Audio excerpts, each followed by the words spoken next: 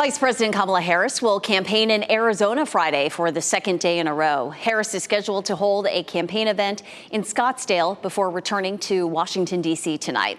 She's been to Arizona twice just within the past 2 weeks, including a visit to the border between the U.S. and Mexico last month.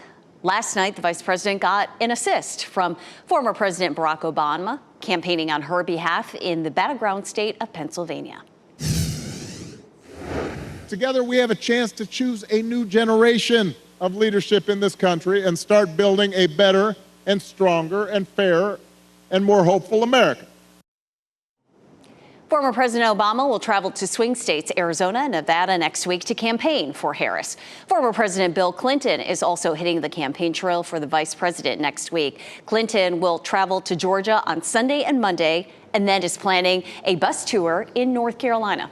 And in about an hour, Renee, about an hour and a half or so, 90 minutes, the Team Trump bus tour is expected to roll into Statesville. It'll be making a stop at the Iredell County GOP headquarters on North Center Street. You need to register for tickets on the Trump campaign website if you want to go. That stop resumes a day after Trump's disparaging remarks at the Detroit Economic Club, comparing the city to a developing nation. The whole country is going to be like, you want to know the truth? It'll be like Detroit. Our whole country will end up being like Detroit if she's your president.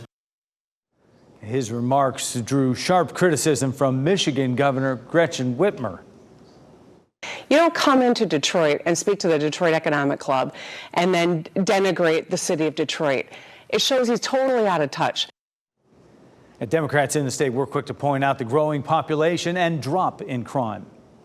Lieutenant Governor Mark Robinson will campaign in Wilmington this weekend. Robinson plans to meet with voters in the community, beginning with a meet and greet at Carolina Barbecue on South College Road at 3:30 today. The Republican candidate for governor will then travel to Wrightsville Beach for a fundraising dinner. Robinson will stay in the area through the weekend with more community events planned in Wilmington on Sunday. Candidates for a highly contested state Supreme Court seat will take part in a forum discussion this afternoon. The event is being hosted by the Federalist Society at the Raleigh Marriott City Center. The forum will include the Democratic incumbent, Justice Allison Riggs, and her Republican challenger, Court of Appeals Judge Jefferson Griffin.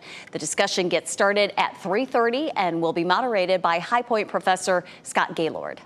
Early voting in North Carolina is less than a week away now. If you're registering by mail, it does have to be postmarked by 5 p.m. today.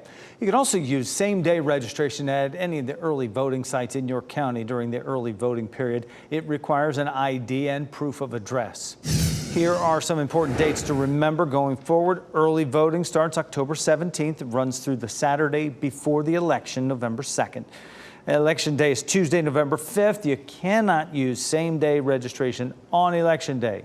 You will be asked for a photo ID, which could be a driver's license, passport, or state-issued ID.